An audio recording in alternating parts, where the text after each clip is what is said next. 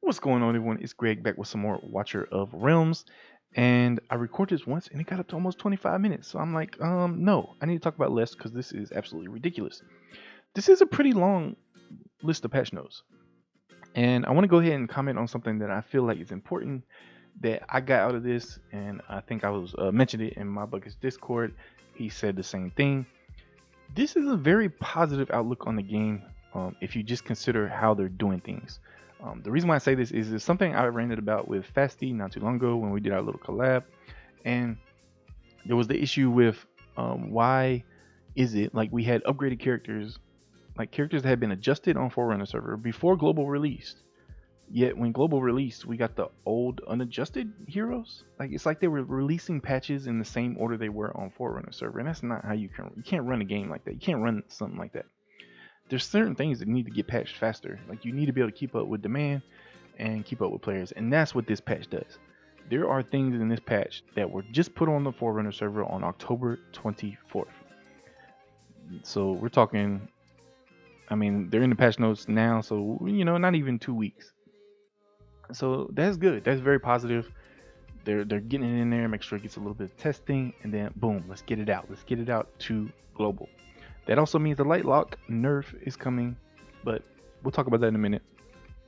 But anyway, I'm gonna run through these and I'm gonna skip a lot of stuff, man. You can read these patch notes. I want to give you the highlights of the patch notes because, I can't believe I recorded it and it was almost 25 minutes. Void Rift changes. So Void Rift is the first thing. They're changing the commander level to access it, okay, but they said they're adjusting or optimizing the overall difficulty. I'm assuming they're making it easier. Is that for every mode? I don't know. They're changing phase 2 map. Is it going to be easier or harder? We don't know yet.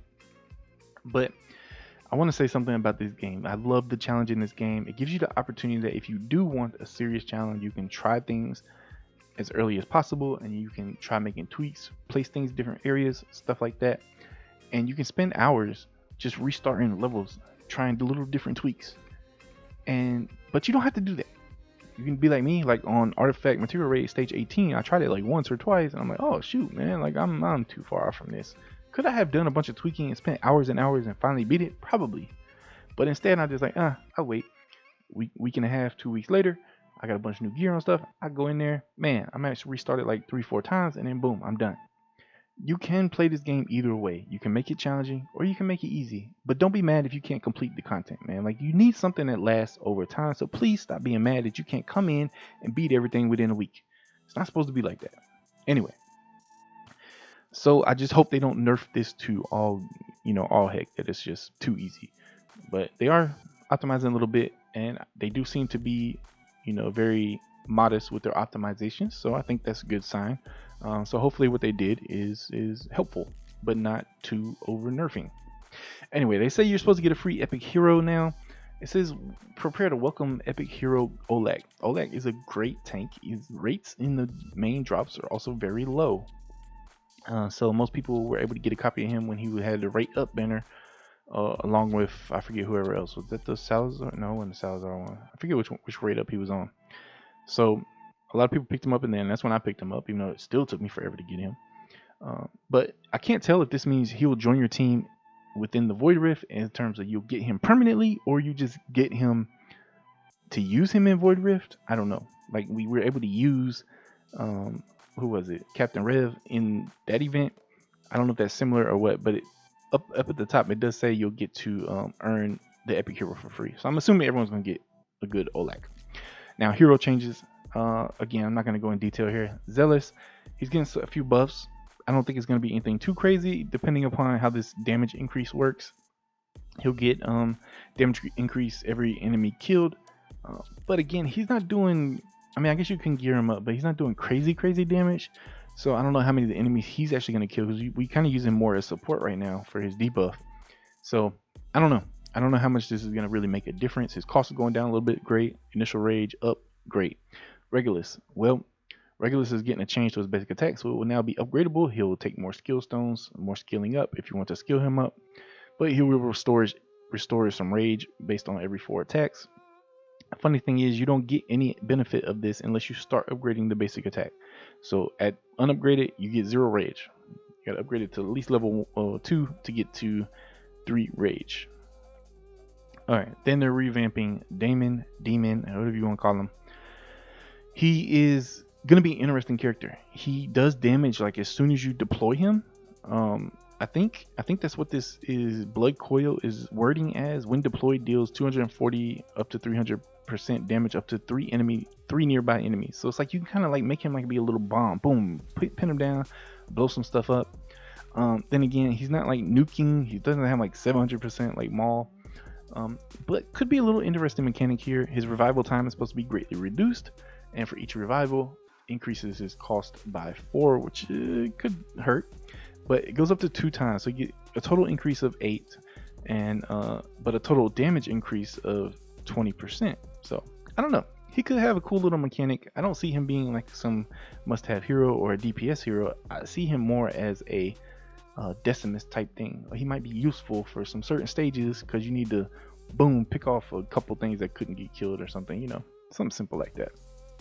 The Lightlock change is coming. All you really need to know about this is they still intend for him to be used the same way. He's going to restore rage when healing the same ally, and healing the same ally is what he needs to do to get his damage out there. Now the main change, and this is more of a bug fix than a nerf, so please think of it that way. It wasn't working correctly. Everyone was just abusing a bug, and I don't mean that negative. I mean, it just is what it is. So essentially his splash damage would hit all the enemies, but in this game splash damage, AoE damage is limited for everyone. So AoE mages I think can hit 8 to 10 enemies, but Lightlock was hitting everything. So if there were 20-30 enemies right there, it would hit them all. It's not supposed to work like that. So now he will hit. I saw a screenshot from Sinister Angel. Shout out to him on Motherfuckers Discord, and it looked like 8. I think he was saying 10, and I thought that too when I looked. I saw some numbers in the background, but then I think I was seeing the O's from Strong. So I do think it's hitting 8 enemies now, and that's just the correct number. He can still do massive damage and can still help a whole lot in curated ones. So please don't count him out yet. Kook, his poison trap being increased 5. That's not even worth mentioning. I don't think we really use him for the trap. We use him more for just his poison chance when hitting the enemy. There's 10 new mythic artifacts. Only thing I do think here is this kind of might preview that Brokier. I mean, I don't even know how to say this. He might be coming out soon, so keep that in mind, because his mythic artifact is going to be in the game here, and I guess assume you'll be able to get it. Complete nightmare. So he might be coming this month. Just a marksman exclusive artifact, Blood Drinker. They adjusted 2 artifacts, marksman one and a mage one. Essentially what they did, the marksman one is one that had lifesteal. They changed it to just straight restore HP based on your max HP, but also added damage increase to it, so it makes it more useful. Same thing with this mage one. It had slow, but it only provided slow. The problem is, even though they added damage now, so they added damage increase up to 15%, which is great, but now it says the slow can only be triggered up to 1 time every 4 seconds. So I'm pretty sure before, if you hit an AoE and were able to do this, then you had a chance to slow each of them, unless it's per enemy every 4 seconds. It could be a nerf if it's every 4 seconds period. Then as soon as you slow one, you got to wait 4 seconds to slow another one. That's gonna suck, but hey, we'll see. All right, so now we got a section on arena changes. Let's go ahead and get to the quick and dirty on that. Essentially, they're increasing all the diamonds except on Overlord. You know, not dramatic increases, but some nice little increases. They're gonna try to make it more clear as to what the rules are, so people can try to understand. You know, like, okay, well, why did I see this thing die, but it said draw? Why is the health less and it's draw? No, well, they're gonna try to clear it up a little bit so you do understand why. Also, they are trying to adjust anti-air arena. Pretty much that second wave where you got those big guys coming down kind of slow. Everyone slows them down, and it's kind of not too many people can actually DPS him all the way down. So I think they're gonna try to speed him up so that I don't know what they're gonna do, man. Like I don't know how they're gonna change that, but they want to make it more exciting. They added an arena rank reward previews. I thought you could already see them, and then fix a bug where forcibly exiting arena would not result in point deductions. Wish I knew that. I do think they should have a restart in there and let you restart maybe like 2-3 times. I do think they should have a restart in there and maybe like let you restart every maybe like 2 or 3 times. That way, you can try to get your placements right. If you screw up, I screw up sometimes, but yeah, if you quit, you should lose the points. Simple as that. All right, then stages. So they essentially, I'll give you the quick and dirty on this. They're gonna try to make things a little more optimal for newer players. So probably where we hit some struggles, if you've been playing the game, they're making things, a few things here and there, a little bit easier. There are some gear rate 3 adjustments for 18 and below.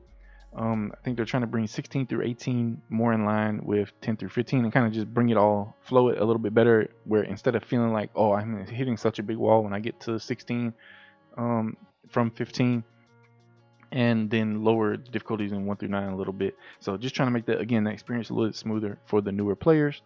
Most people, have been playing the game since launch now. You're probably already on 18 or close to it.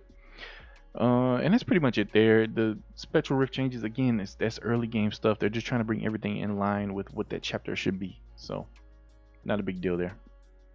Guild changes, quick thing here. They're making it easier to search for guilds. It sounds like they're doing a few things to make it easier to manage a guild. And something about the skip logic in guild boss reward interface. I don't know. I do this thing where I just click once or for each box, and I can see the things quicker. I don't know what they need to change there, but they're changing it. Now they have a long list of other things, so I'm going to try to touch what needs to be touched on. Okay, they want to make it so you can set your country and region because it sets it by IP, so it might not be right. These are new things. So these are new things being done.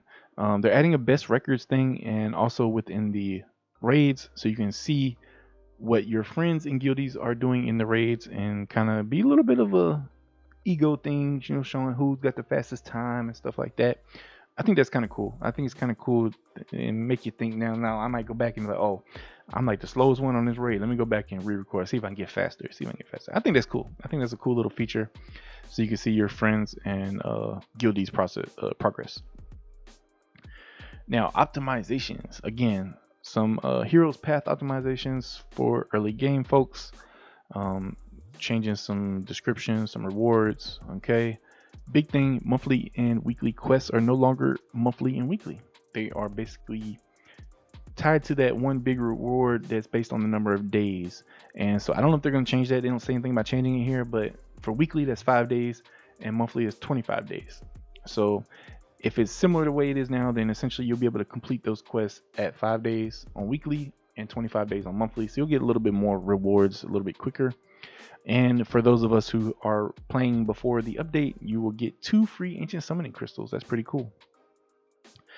Optimized descriptions of secret achievements, not a big deal. The psychic power, the chicken icons are going to look a little cooler, so I think that's cool. I do like the way they look on the change. I think I saw them on a test server. Red dot notification for friend points. I actually like this change because I would like a red dot thing, so I can remember to send out my friend points. I think I've been actually missing it a couple days. Some blacklist changes, some view changes. Anything else in here? Campaign milestones, so you can see those rewards instead of having to click on them to see them. I think that's cool, even though I don't really need it anymore, but hey, it is what it is. Now, this is a big one, number 12. I think a lot of people are misunderstanding this. It says that while you basically allowing you to switch to other apps while in auto fight mode, so the game remains active in the background. Okay, that sounds great right there. But then they say this enables battles to smoothly pick up from where they were paused once you return to the game. So the way I understand that is it's still going to work the same way it does now. Like if I pull down notifications while my auto fight's on, it pauses it. I have to go back through, unlock it, and do it. I think if you switch the app right now, the app ends up shutting down, and you have to go back up and restart your auto battles. I think what they're doing is just saying you won't have to restart, but it is going to pause when you're switched out of the app. So when you come back to the app, you have to unlock it, hit play again, and then lock it back. That's how I interpret that. Hope I'm wrong. I hope I'm wrong, but that's the way I read this. And so I don't know. I don't know. I think it was on Forerunner server, so it'd be nice to know if anyone tried it. If you do know, let me know down in the comments. Auto fights and Tide won't pause with the chat interface. Okay. You can now enter sleep mode while the reward screen is coming up on auto battles, so that's cool. A few more things here. Is there anything we really need to worry about? They're adding icons so that you know which modes have a current event, or Oracle Trial, Heroes Conquest, or Cave of Relics, which I think is cool. Every now and then I got to flip back to see. And yeah, they're gonna optimize display of summoning pool details. I don't think they're gonna give us those hidden rates that they have in there, like the exact rates for each hero, but they look like they're adding some more details in there so you understand the rules and the pity timers and all the good stuff. So yeah, and that's about it. What I find positive out of this is they are updating at a little bit better frequency, putting things on Forerunner server, hurrying up and bringing it to global. That's awesome. Very positive for the game. I view this as very positive patch notes. A lot of changes coming. They're working in a lot of stuff. I think that's awesome. They didn't put in the patch notes, but I covered it in the other video on the update preview, and we do have the events coming, so keep in mind for that. Chapter 9, again, they didn't mention it in patch notes. I don't know why. We talked about the faction trials, the things, and then we have the new Wild Sands event, so that'll be cool. Some more content. Stay tuned for videos on all that stuff. And yeah, guys, if you enjoyed, make sure you hit that like button. Put a comment down below. Let me know what you're looking forward to in this patch, and I will catch you guys in the next video.